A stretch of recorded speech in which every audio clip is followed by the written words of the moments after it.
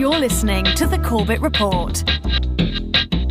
CorbettReport.com. Welcome, ladies and gentlemen. Welcome to another edition of the Corbett Report. I'm your host, James Corbett, coming to you as always from the sunny climes of Western Japan, here on the 30th day of July 2012.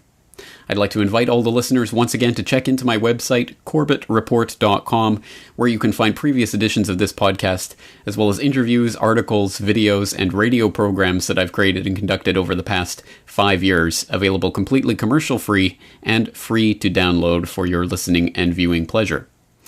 I'd like to also let people know that I was recently a guest on the Deadline Live program with Jack Blood at deadlinelive.info. So for those of you who have not yet checked out Jack Blood's work, I would suggest you do so at Deadline Live, or of course for those of you who are already familiar with Jack Blood, I'm sure most of you out there are, I would suggest that you sign up for his podcast feed, of course completely free, and if you do so, you'll find my appearance on his show in the second hour of last Thursday's program, where we talked about a range of subjects, including the alternative media and also the Aurora, Colorado shooting. And for those of you who are listening to this podcast on Monday, July 30th, I will be appearing on Dr. Stan Monteith's radio program later today. That's at 4 p.m. Pacific time. So if you get this in time, please, by all means, tune in and listen live. And finally today, I would also like to direct people's attention to a YouTube channel. It's the YouTube channel Oobagnaj, and I'm sorry that I am undoubtedly pronouncing that wrong, but I don't know how to say that. It's Oobagnaj, but don't worry about that. The link will be in the show notes for today's episode. And I'd just like to draw people's attention there because Oobagnaj has been good enough to put a few of the episodes of this podcast, as well as my radio program, up in their entirety on YouTube. And that is exactly what I am making these videos for and hoping other people will do. Obviously, I can't put it up to my YouTube because my YouTube account is limited to 15-minute uploads, so I can't put this big, long podcast up there. But for those of you with the full feature-length podcast uploads at YouTube, by all means, take these videos and post them, spread them around, put them up on your channel. However you want to do it, I'm totally and 100% in agreement with that, and I hope that people do that to help spread this word even further. So my hat's off to Oobagnaj for doing that, and if anyone out there would like to step up to the plate and commit to mirroring all of the feature-length video uploads that are currently going up to blip.tv Corbett Report to their YouTube channel, by all means let me know, and I will link to you, and I will promote your channel so that other people can find that. And on that note, we have a ton of information to get through, as always, so let's get straight into the podcast. Welcome to episode 237 of the Corbett Report podcast, Fukushima's Biggest Secret. When the Tohoku earthquake struck off the eastern coast of Japan at 2:46 p.m. local time on March 11, 2011, it set into motion a sequence of events so horrific that their costs are still being calculated. First and foremost among those costs are, of course, the cost that can never be calculated, the cost in human life. The earthquake generated a tsunami that reached over 40 meters in height, moved the main island of Japan by 2.4 meters to the east, and shifted the Earth on its axis by as much as 25 centimeters. This tsunami washed away the lives of nearly 20,000 souls, leaving another 6,000 injured in its wake. In an instant, hundreds of thousands of houses, farms, schools, hospitals, and businesses were inundated. 340,000 people were displaced from their homes. The Japanese economy was affected to the tune of hundreds of billions of dollars. The scale of that tragedy is today still almost incomprehensible. But as we are all too familiar now, when the tsunami receded, it left behind it more than just the scar of destruction in its wake. It also exposed a great number of secrets that have long been sheltered by a bodyguard of lies.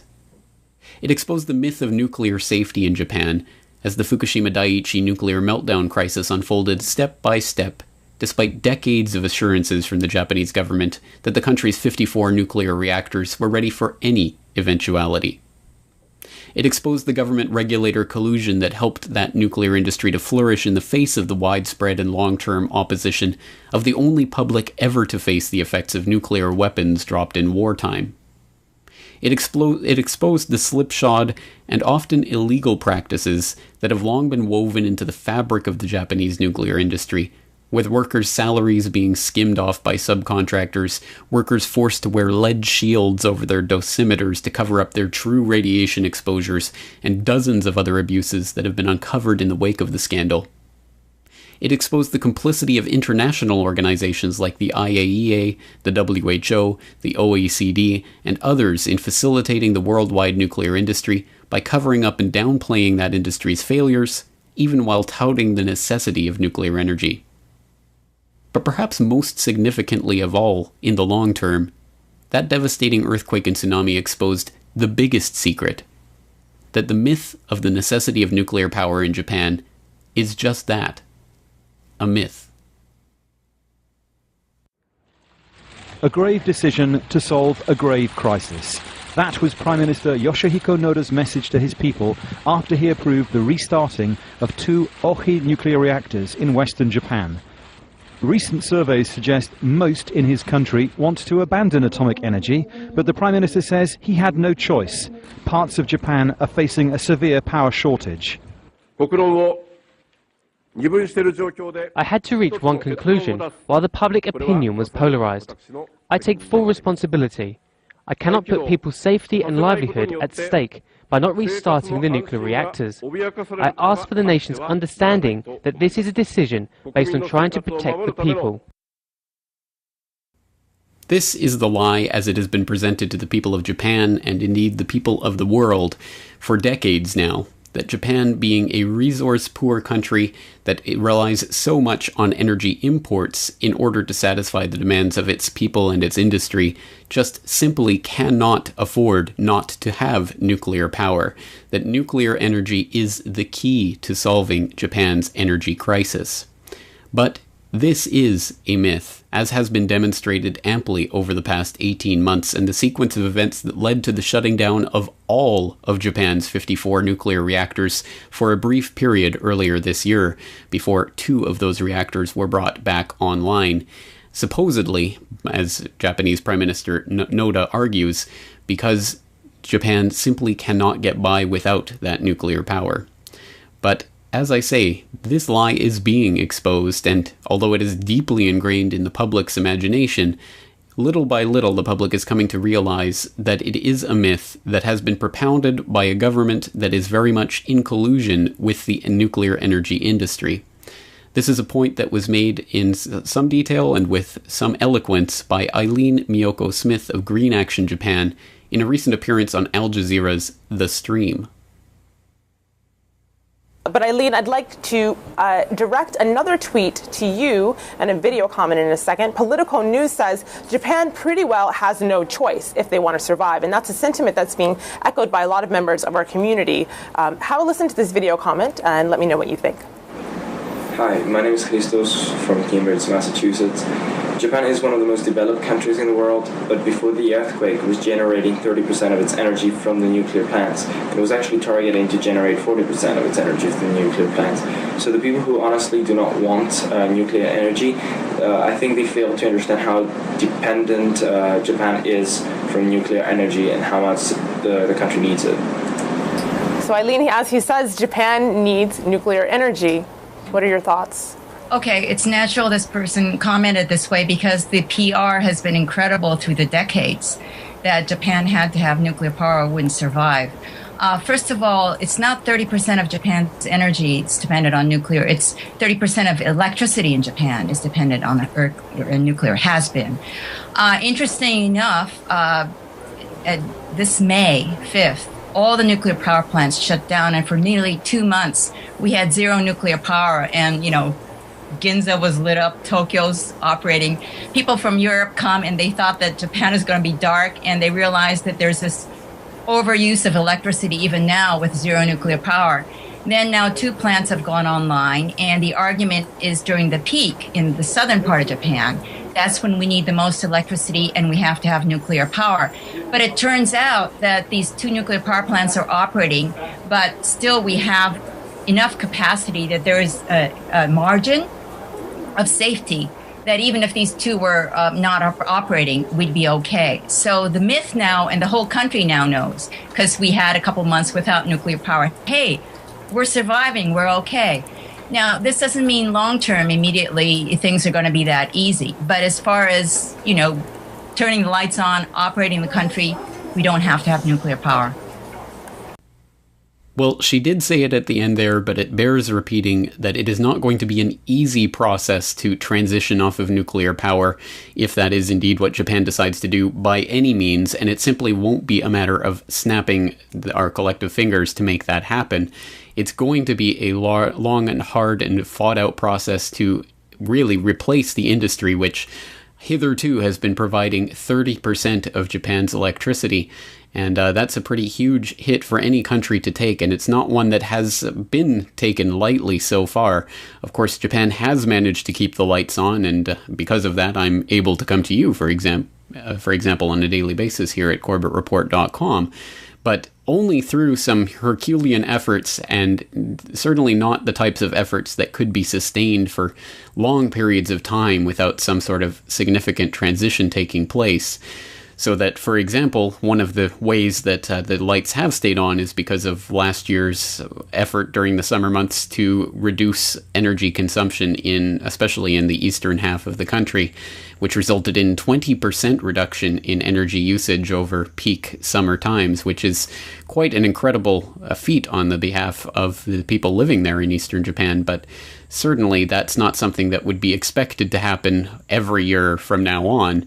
It was something that was the result of a very protracted, very difficult, very hard-won effort. Another of the hard-fought efforts that have made this possible has been simply a spending of money to make it happen, and that's reflected in a story that was posted just a few days ago to FukushimaUpdate.com, which I hope you are checking out on a daily basis. Fuel imports put trade deficit near 3 trillion yen. And it says the trade deficit grew to a record 2.915 trillion yen from January to June as rising energy imports more than offset a recovery in exports, the government said Wednesday. The sluggish outcome highlights the difficulties faced by the economy, which has been affected by a stronger yen, a gloomy global outlook amid the sovereign debt crisis in Europe, and growing demand for non-nuclear energy resources. So certainly there has been a large increase in imports, mostly in the form of liquefied natural gas, LNG, which has been the single greatest increase in imports during this crisis as Japan has struggled to meet its energy production needs in the wake of the taking offline of almost every single reactor in Japan. But having said that, it is not nearly as Herculean a task to replace nuclear energy in Japan as the government would want people to believe, and that is something that is said advisedly and that we can demonstrate from some of the stories that have emerged in the wake of the Fukushima crisis. We can turn back to August of last year for a story that comes from Asahi.com that says dodgy data led to overestimate of electricity demand. Quote, the government's estimate of electricity demand for the area covered by Tokyo Electric Power Co. was based on flimsy data that was inflated by about 20% from actual figures compiled by the Agency for Natural Resources and Energy. Households in eastern Japan have been asked to conserve energy equal to up to 15% of the electricity consumed last summer, but the questionable data used means households have been asked to take more stringent measures than is strictly necessary. The electricity demand estimates issued by the Agency for Natural Resources and Energy in May stated that at 2 p.m. in midsummer, households with someone at home would use 1,200 watts of electricity. The average for all households would be 843 watts. Those figures are considerably higher than the amount of energy that was actually used, however. According to an agency study into the relationship between electricity rates and usage volume, last summer's peak usage hours showed that households where someone was home used 1,000 watts, about 200 watts less than the estimate figure. I'll let you continue reading into the details of that story, but basically what the story was indicating is that the Japanese government was using dodgy numbers in order to come up with their estimates of how much people would have to conserve in order not to have the energy crisis in Japan last summer. So in August, they say, oops, those numbers we told you about they were kind of wrong. So you didn't actually need to conserve that much energy, but good for you, Japan. So that was one of the first indications that there was something amiss in the types of calculations that were going on, trying to find out how much energy Japan had, how much it needed, and how much it was using in terms of the peak electricity demand season of summer. And earlier this year, again, there started to come out new indications that perhaps things were not quite as dire as we were originally told. And this comes from Reuters from January 26th of this year. Japan sees no mandatory power cuts in summer. Trade Minister Yukio Edano is confident that Japan's utilities will meet power demand this summer without needing the government to impose a mandatory 15% cut on large lot users as it did last summer, the Asahi newspaper quoted him as saying in an interview. Edano, the nation's top energy official, also told the paper that it is possible that no nuclear plants will be producing electricity this summer. Japan's push to restart nuclear reactors shut for maintenance by proving their safety through stress tests and plans to let them operate for as long as 60 years has sparked an angry response from the public, wary of atomic power in the aftermath of the Fukushima disaster. Well, understandably so, certainly, especially when it turns out that, those mandatory cuts we were asking people, well, we probably won't need them this year. And even more remarkably, in May of this year, even some more remarkable information came out showing that not only was there not the incredible shortage of power that had originally been predicted by the Eastern and Western electricity boards, but also that there may in fact be a surplus of energy in some areas of the country, despite the fact that at the time that this particular article was written, every single nuclear reactor in the country was shut off. This comes from May 10th of 2012, and it's from the Japan Times. Kansai to face the heat, reactor-free. Quote, Kansai firms are individuals are bracing for a long summer as contradictory predictions from Tokyo, Kansai Electric Power Company, and renewable energy advocates are stirring concern over how much electricity will be available, but not fueling a desire to restart 2 nuclear reactors that would ensure sufficient power. Since February, when local media reports suggested the Kansai region could face a 25% shortage of electricity this summer without nuclear power, the question of how much electricity was really available has been the subject of debate and doubt. Over the past 3 months, the projected shortage has been steadily revised downward. The latest prediction, announced by the central government earlier this week, was that the area served by KEPCO faced a maximum 14.9% electricity shortage without nuclear power. Skipping down to later in the article, a joint Osaka Prefecture City Environmental Strategy Committee, comprised of renewable energy experts and KEPCO critics, has been meeting with KEPCO officials since February. Tetsunari Ida, head of the Institute for Sustainable Energy Policies and a committee member, believed that instead of a huge electricity shortage, there is enough available power from other sources that, combined with basic conservation measures, will mean a slight energy surplus. End quote. Well, regardless of the exact numbers, and who knows if we'll ever get them, really, from sources like the government that have an investment, quite literally, in the nuclear energy industry and being the PR spokesman for them rather than the regulators of them, well, even if we never quite get the full handle on what the energy situation was or is, there is at least ample room for doubt over the most dire warnings that were being issued earlier this year as the nuclear energy crisis was due to hit this summer.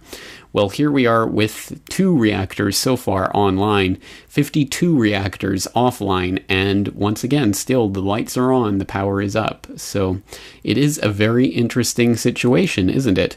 And it does certainly mean that in the wake of the turning on of those 2 reactors earlier this month, it does beg the question of whether or not NODA and the Japanese government were interested in saving Japan from the energy crisis, or merely saving the Japanese government from the embarrassment of having to admit that there was no crisis, at least not in the way that they said that there was. And it also raises the question of whether or not the reactor restarts and the scramble to get those reactors back online were not due to the energy crisis that was supposedly coming, but because there is now an increasing tidal shift in opinion here in Japan, where the vast majority of the public are now against the nuclear industry. Public support for nuclear energy in Japan also seems to be slipping. Tens of thousands of demonstrators held their latest post-Fukushima protest aimed at pressuring the government to decommission power plants. Organizers say the rally was the biggest since the March 2011 disaster. NHK World's Chie Yamagishi reports from Tokyo. They braved the heat and humidity to come out in historic numbers. These protesters in Tokyo are demanding the government listen to citizens. Tens of thousands of people are here to say no to nuclear power. Nuclear power is too dangerous for humans to deal with. People in Japan found out how dangerous on March 11, 2011. An earthquake and tsunami triggered explosions and radiation leaks at Fukushima Daiichi. The crisis at the facility is still ongoing. Since then, Japanese have held protest after protest, urging the government to stop using atomic energy.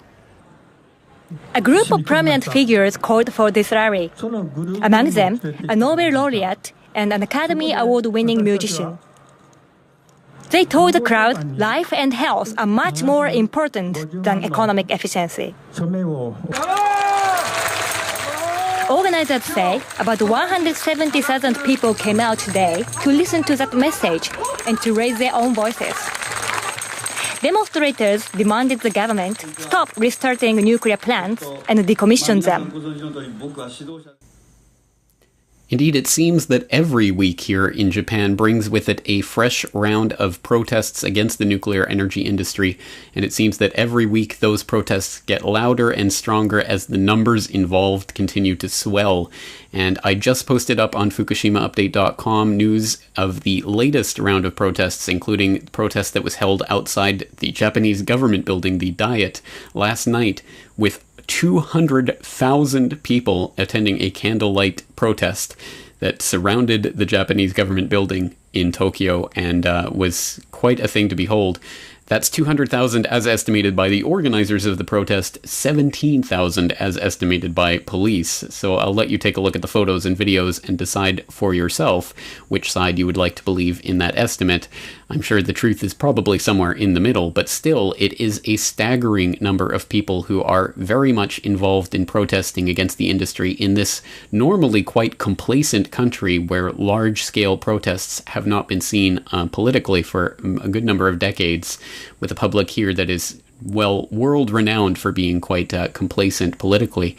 So it is a remarkable thing that is happening here, and I certainly do not want to in any way, in any shape or form, downplay the scale and the size and the scope of the tragedy that has played itself out here for the last year and a half, and downplay the loss of lives or the potential loss of lives in the future, with Fukushima still very much a crisis that is important and ongoing and will not be cleaned up or cleared up, at the very least for decades, and realistically for thousands of years before all of the contaminants are really dispersed. But what we have here is a remarkable political opportunity that I think presents itself absolutely in no other polity in the world quite so clearly and quite so transformatively as it does here in Japan, with a vast number of people in the public, I would say the vast majority of the public, quite strongly on the side of shutting down the nuclear energy industry. And this presents an opportunity if the political establishment can be made to go along with it, and that is another question entirely. But it does present the opportunity to truly transition off of nuclear power and into alternative energies in a profound way. And I would like to take a moment for all of those people who are caught up in the man-made global warming scam ideas of whether or not carbon dioxide is driving climate on this planet and is sending us towards eco-catastrophe. Clearly, I'm not a believer in that premise, but even if you are, even if you're not, the idea that alternative energies can and really should play a significant part in the electricity future of Japan is beyond dispute. Certainly oil, gas, coal, and LNG, liquefied natural gas, cannot represent the future of Japan, because all of that is imports, and Japan simply cannot afford to continue to import the scale of resources that it needs in order to produce that type of energy on an ongoing basis. So I think simply replacing nuclear with fossil fuels for Japan is not a long-term answer, which means there has to be other answers. There has to be alternative energy answers. And even though I am not a believer in man-made global warming, and I am not a believer in the peak oil catastrophe hysteria, I do very much believe that fossil fuels as the basis for the world economy is a disastrous, horrible system. And the fossil fuel industry has been cornered since its very inception by the Rockefellers and people like that, who are very much interested in one thing and one thing only, which is maintaining their death grip over the world through their cornering of the market in terms of energy needs. And if the entire world energy supply runs on fossil fuels, that very much plays into their hands. So while I certainly don't subscribe to the idea that we have to stop using fossil fuels or Mother Nature will die, I certainly don't subscribe to the idea that humans should subject themselves to that eternity of torture, of being at the whims of the people in control of that fossil fuel industry, and who will increase or decrease supply as they wish, because scarcity is artificial scarcity, and send countries off to war and move countries around the geopolitical chessboard in search of this fossil fuel. I think it's a ridiculous way to run human civilization, and clearly if we are to progress into the next stages of development, we will need other forms of energy production. And I think this is truly the opportunity and the possibility that Japan is staring at right now. But the question, of course, becomes, if it is not to be nuclear power that will be the generating capacity and the solution for Japan's energy problems in the future, what will be that potential solution, or those potential solutions, perhaps we should say? Well, let's take a look at some of the numbers and figures. Before the Fukushima crisis, Japan had an electricity generating capacity of 282 gigawatts. And already, right now, in Japan, they are well on the way to producing as much as 10% of that total capacity simply by solar power. And that's through a combination of incentives and subsidies and other things that the Japanese government is doing in order to increase the generating capacity of solar in households here in Japan, as well as on a larger scale with even some solar farms. So the projected targets for solar power production in Japan is to have 28 gigawatts of solar capacity online by 2020, 53 gigawatts by 2030, and 10% of total domestic primary energy demand by 2050. That's a pretty ambitious target, but if it can be met, I don't see how anyone could have a problem with having more solar capacity. Certainly solar is a very transient and very unpredictable way of generating electricity. It depends, of course, on the vagaries of the sunlight itself, and it is not the only solution. It cannot be the only solution for producing power, but certainly to the extent that it does produce power, I don't think anyone can argue against it. And certainly I would recommend people who are interested in getting off the grid at least be investing in and looking at solar generating technologies, because they are becoming affordable, they are becoming doable, and they do generate electricity.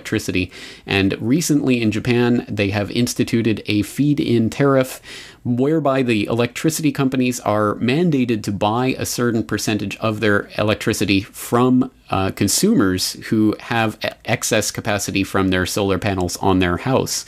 So they are getting paid 42 yen per kilowatt hour for producing the energy and feeding it into the system, which again, I think is win-win for a lot of people. I would obviously prefer, as a voluntarist, for the government to have absolutely no part in this whatsoever, but insofar as we are forced to suffer in a world where governments do exist, it's certainly better that they put their energy into directing this type of transformation of society in terms of getting more people off of the grid, or on the grid in terms of producing for the grid, which I think is a good thing.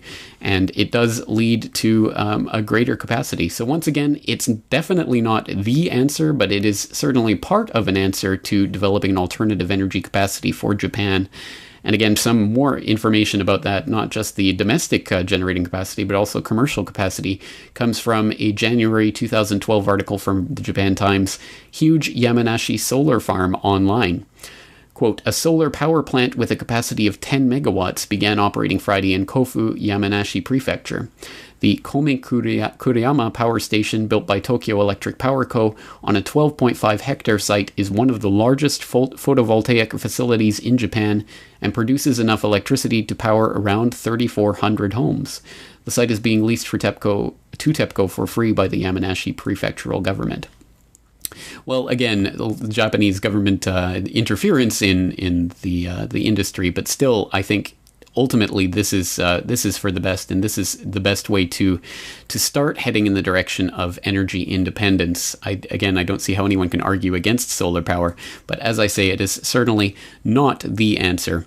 Japanese sell more solar power back to utilities. This from Reuters.com from January 2012. Japanese small solar power owners, householders, and small businesses sold 50% more power to utilities last year than in 2010, Reuters calculations based on unofficial data showed on Wednesday. Japan is overhauling its energy policy after the Fukushima crisis shattered public confidence in the safety of atomic power, and is set to introduce a new subsidy scheme which covers a wider range of renewable energy power developers to support the budding market for domestically produced power. So again, there are definitely some ideas out there about getting more photovoltaic generating capacity online and on the grid, and I think that is definitely part of the solution, but it is certainly not the whole solution. So what else can we turn to for alternative ways of generating energy?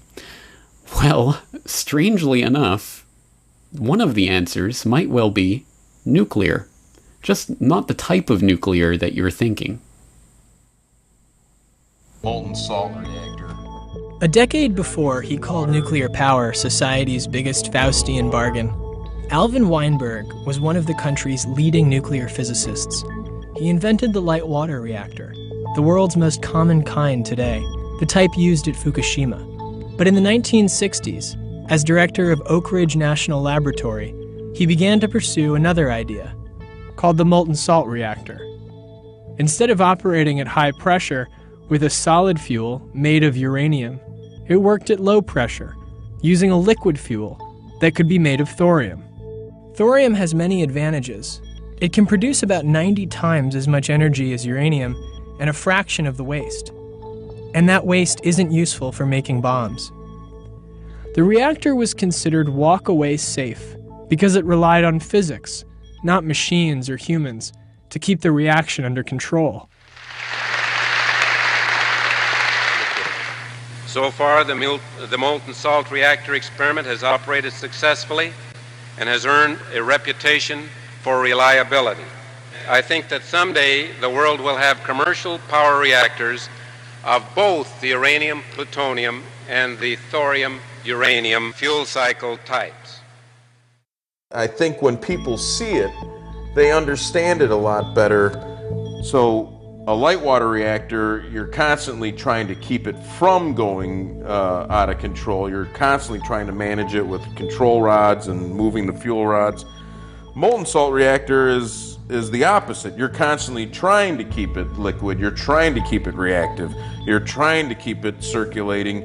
And if it ever stopped, it would just drain down into the drain tank or solidify in place or just stop reacting.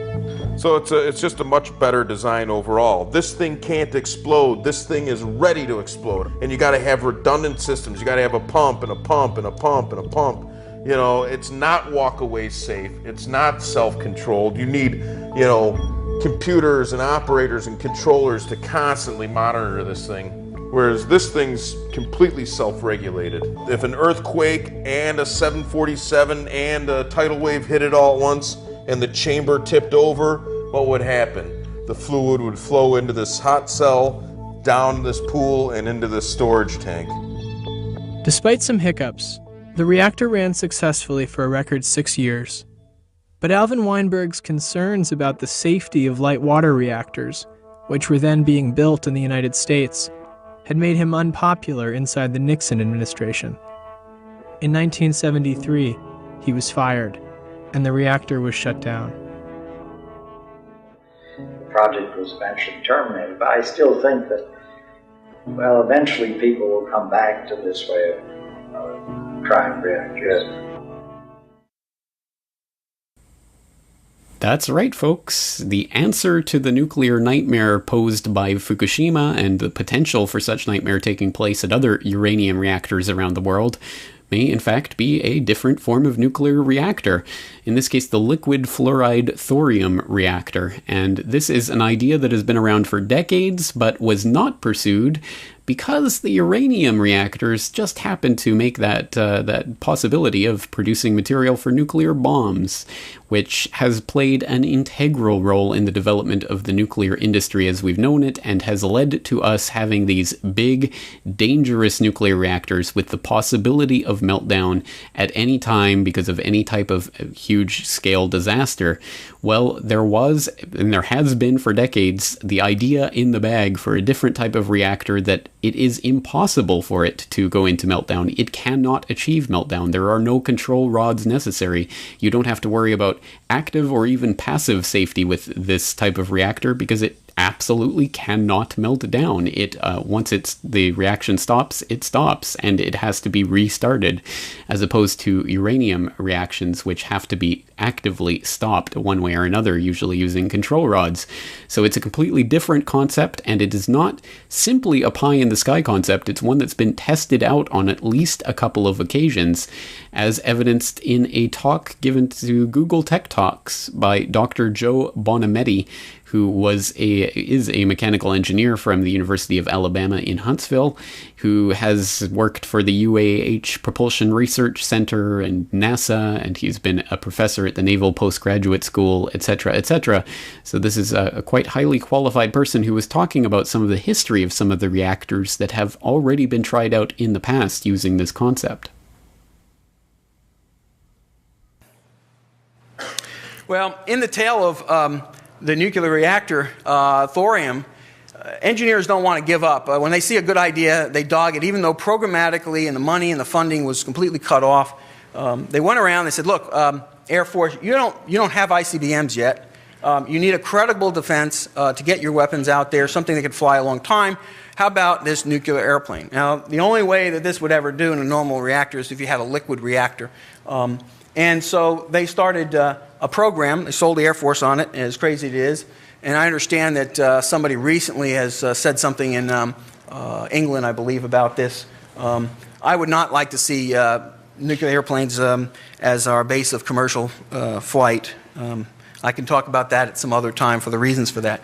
But this reactor program started out, they did 100 hours, a high temperature. I believe that may be still a record, certainly for the overall reactor running that long, that hot. And that's 1,500 degrees Fahrenheit. Very much hotter than most reactors can run. Two things that came out of this. One, the fission products were naturally removed as you were pumping at it, which was really nice, and get rid of the poisons. And two, the load following capability, which was essential for the airplane application, and the fact that you wanted to throttle something without control rods, have instant response from the reactor, and then throttle back if you needed to get your power. This reactor in the fluid method was able to do that unlike unconventional or conventional reactors. Well, that program died pretty quickly as soon as the Air Force realized they could do the job much better with missiles. Missile program went full ahead, and that one was canceled. The engineers still wouldn't give up, okay? They hunkered down in Oak Ridge National Laboratory in a small program, but they ran a small program from 1965 to 1969.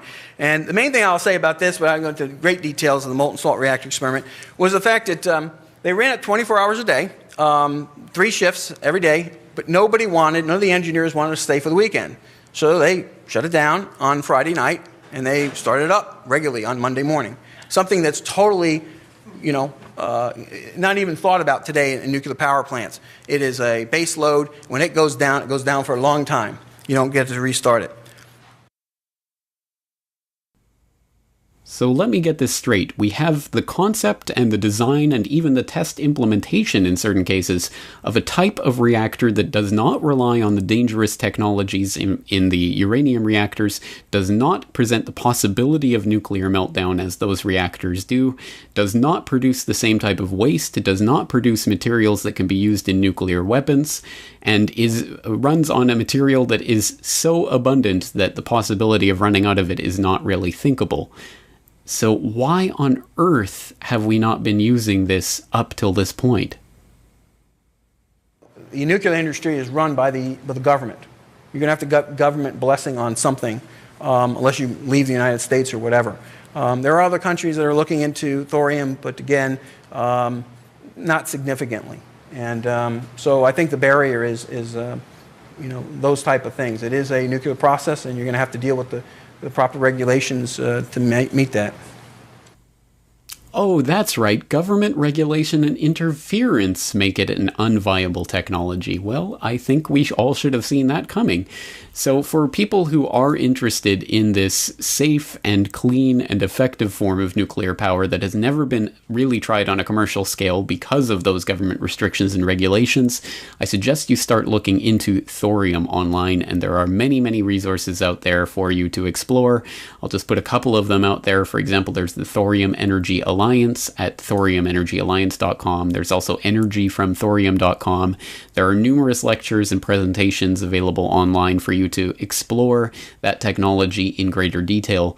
But for anyone out there who's still wondering why it is that governments are so wedded to this inherently unsafe and unstable uranium reactor for nuclear power, which does not present the what we were all promised in the Atoms for Peace project back in the 50s of electricity too cheap to meter and all of that jazz that they tried to stuff down the public's throats. For people who don't understand what that's all about, I would highly suggest going back to my interview earlier this year with Joseph Trento in his decades-long investigation that uncovered the secret plutonium shipping program whereby the U.S.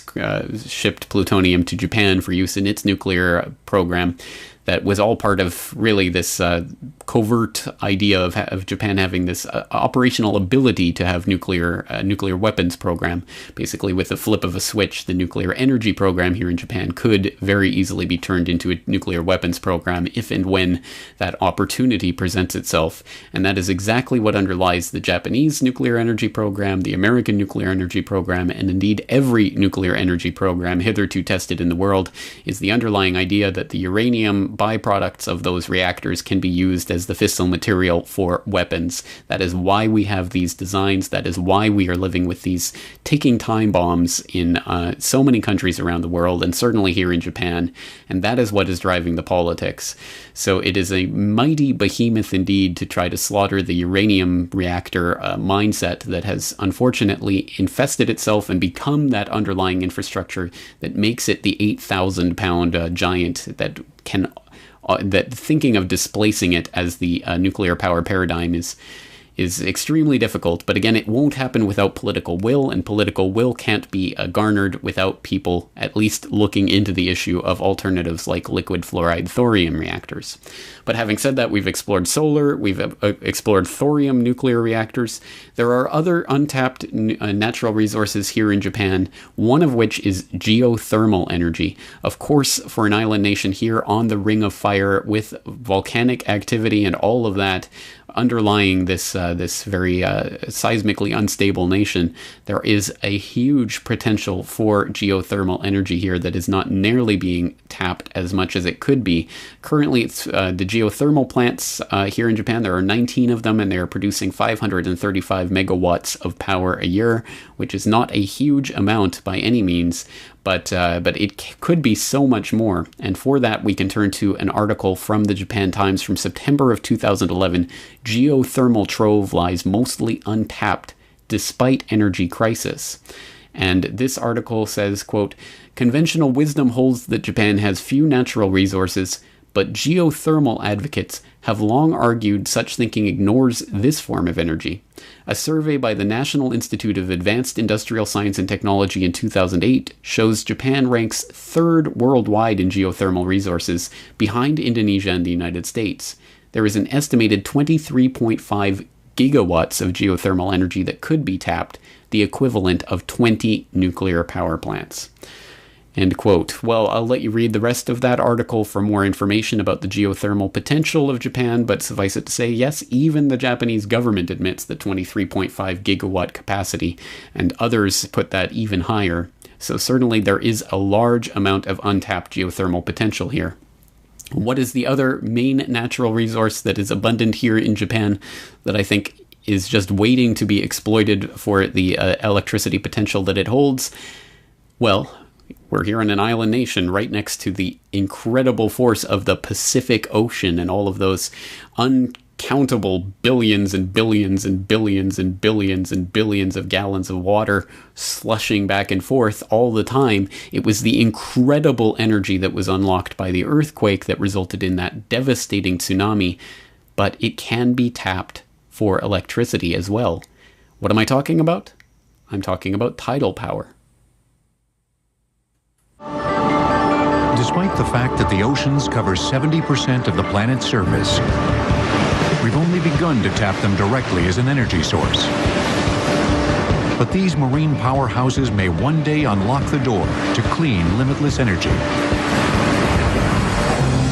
Hydroelectric power was the great renewable energy source of the 20th century, and it will continue to provide gigawatts of power. But with most of the world's rivers already dammed, the future of hydropower will come from the sea. Of the various technologies to capture the ocean's energy, a tidal barrage is the closest in design to traditional hydropower. The barrage is essentially a dam, collecting water from high tide until there's sufficient potential energy for power generation, then forcing the water through turbines when released during low tide. The world's largest and oldest tidal barrage at Lorence, France, began producing power in 1966. Today, it still powers 240,000 homes. A more recent technology known as tidal stream power uses propeller-like turbines to capture the kinetic energy of underwater currents. And that's one that we could do in all manner of places because the tidal flow, of course, takes place everywhere on Earth. And harvesting those could be done quite well and doesn't even have to be at the surface. The issue, though, is that the marine environment's pretty tough to deal with. There's corrosion, parts being banged back and forth. Often the cost of managing those in terms of repairs can be quite large. But we're seeing new work on that. Much of the work is taking place in the British Isles, where companies such as Marine Current Turbines are thinking big, sinking massive pilings into the ocean floor and letting the turbines do their work. And the amount of energy you get out of a turbine is proportional directly to the density of the fluid that flows back and forth. And so a water turbine has several hundred times the power of an air turbine. Wave power is an even newer technology, yet it may hold the most promise of all, since wave power can be captured anywhere on the ocean. In this design, a 450-foot chain of pipes, connected by hinged joints, sits semi-submerged on the ocean. Each motion of the waves is resisted by hydraulic rams located in the hinges. This action pumps high-pressure oil through hydraulic motors, which drive electrical generators. Electrical transmission lines also keep the floating power plant tethered to the ocean floor.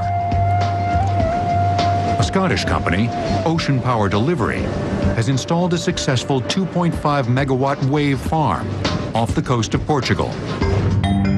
A wave farm occupying less than half a square mile of ocean would generate 30 megawatts of power, or enough for 20,000 British homes. 472 square miles of ocean could power each of the United Kingdom's 24.5 million households. Well, just like the United Kingdom, certainly Japan presents itself as an ideal nation to start testing out this hitherto untried technology of harnessing the tidal power, and that's exactly what is happening, finally. Here in October 2011, we had this story that came across BBC News, Kawasaki to test tidal energy technology in Orkney. Japanese conglomerate Kawasaki Heavy Industries has announced it is to test a new tidal energy system in Scottish waters. KHI will test its new technology at the European Marine Energy Centre site at the Fall of Warness, Orkney. The maker of Kawasaki motorcycles is to develop a tidal power generation system using its expertise in engines, marine propulsion, and gas turbine systems. First Minister Alex Salmond welcomed the announcement. He said, "It is a very welcome recognition of Scotland's vast marine renewables potential. Japan is one of the great industrial nations of the world, and I am encouraged that it shares Scotland's vision of building on a strong engineering heritage to harness our natural resources and generate clean, renewable power that can reduce harmful emissions and tackle global climate change," end quote. Well, again, this is going to be sold to the public in the name of global warming, but however it's brought to the public's attention, once again, I think even if you don't agree with that particular propaganda, it does not hurt to have this type of clean, renewable energy that is truly a sign that we can actually get out of the death grip that the petrochemical companies have had on our society for a century and a half. And for more on that, I suggest you check out The Last Word on Snake Oil. One of the goodies that I keep up my sleeve that's sitting there in the archives that not a lot of people know about. At any rate, this is an idea that has continued to develop, and in May of this year, for example, we had this story from japanfs.org. City of Kitakyushu starts test of tidal power generation in Kamon Straits. The city of Kitakyushu in Fukuoka Prefecture, southern Japan, began a full-scale trial of tidal power generation at Nikka Whiskey Distilling Co.'s Moji factory on March 17, 2012. An experimental tidal power generator has been set up next to the jetty at Moji Factory, where it faces the Kamon Straits, one of the fastest tidal currents in Japan. The test aims to verify power generation capacity and to confirm such issues as the cost and maintenance frequency required. All right, well, so there you go. There's at least the tests underway, and more action is being taken at the political level to make this happen. We have from the University of Maine earlier this year, Japanese delegation signs tidal energy research agreement with UMaine. University and government officials from Japan were in Orono this week to sign a research agreement between the University of Maine's Tidal Power Initiative and the North Japan Research Institute for Sustainable Energy of Hirosaki University. The groups hope to foster scientific cooperation and academic exchange between the two universities, advancing the development of sustainable tidal energy in both the US and Japan. And even more comes from AsianPower.com, 27th of March 2012.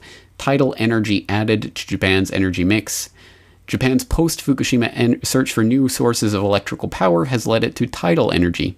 The country's first tidal turbine will be delivered this October. The new turbine, made by Tokardo BV International of the Netherlands, will serve as an important demonstration of tidal technology in Japan. And it goes on to note that the current Tokardo turbines have a output capacity of 100 to 200 kilowatts, but they are currently working on a 500 kilowatt and a 1 megawatt offshore turbine. So start to add those up, and again, it starts to add up into something significant that can produce electricity.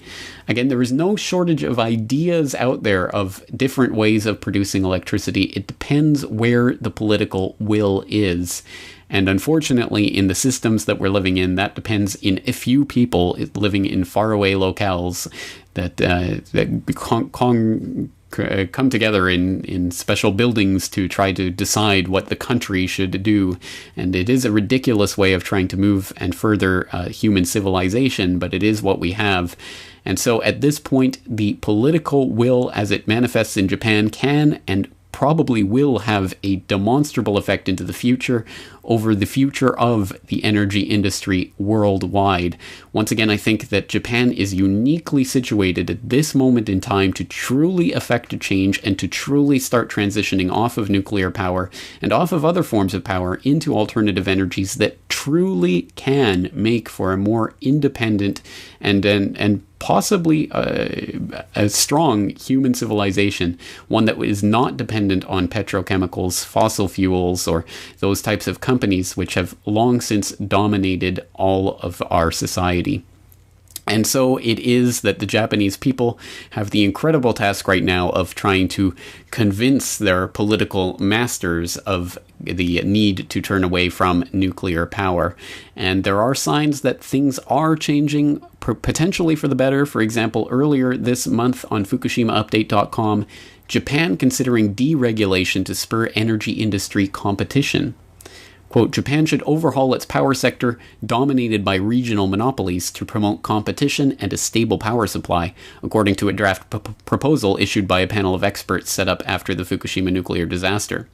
The report advocated sweeping reforms, including unbundling the regional utilities' grip on the transmission of electricity as well as generation, and opening up the retail power business supplying households and other small lot users. Well, absolutely incredible, and it is certainly starting to happen that there is the political will behind the idea of deregulating the energy industry so that it does not become a regional monopoly system whereby corrupt to the bone corporations like TEPCO end up causing billions upon billions of dollars of damage and then simply cannot pay for the damage they cause, so they end up getting bailed out by the taxpayers who end up nationalizing the losses after TEPCO has privatized the profits. Just an unthinkable, horrendous system that has to change, and there is the incentive right there right now for it to change. But that doesn't by any means mean that it is going to change. And certainly right now, the Japanese politicians of both the Japanese equivalent of the two-party system in America, really more like 1.5-party system here, and both sides of this system proclaim that nuclear energy is absolutely needed, and it's not a question of whether we need nuclear energy, but how much. So there is currently some Japanese government reports that are being worked on that will determine whether or not what percentage of nuclear energy needs to be in the mix in the future in Japan. And unfortunately, it's not helped along by things like this from the OECD, which just released a joint report with the International Atomic Energy Agency. And we have news from this from FukushimaUpdate.com just earlier today. OECD, nuclear expansion on track despite Fukushima. Strong expansion of nuclear power as a carbon-free energy source in Asia is expected to press ahead despite the Fukushima accident in Japan that soured sentiment in some countries, a benchmark report says. An earthquake and tsunami crippled the Fukushima plant in February 2011, leading to the closure of Japan's 50 reactors and spurring Germany to pledge to close all of its nuclear reactors by 2022. Nuclear energy had been gaining momentum as an energy source for nations seeking to reduce harmful carbon emissions, but the Japanese accident caused second thoughts in some countries. World nuclear capacity is, however, expected to grow by 44 to 99% by 2035, according to a biennial report from the UN nuclear body and the Organization for Economic Cooperation and Development. End quote. And so it is that the same international bodies that have always promoted the nuclear energy industry are now still continuing to pimp for that industry, even in the wake of the horror that has played itself out at Fukushima and the widespread growing public opposition to that industry and that form of energy.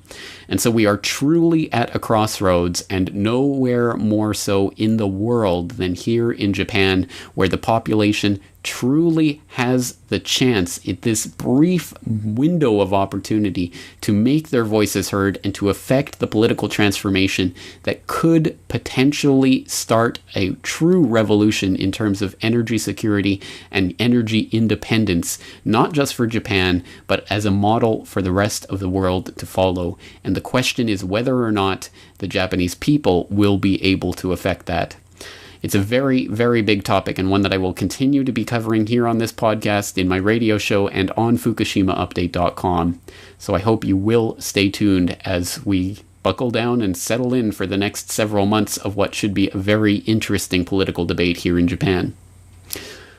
But that is all we have time for today. So once again, I am James Corbett of CorbettReport.com, thanking you so much for joining me this week, and asking you to join me again next week for another edition of the Corbett Report.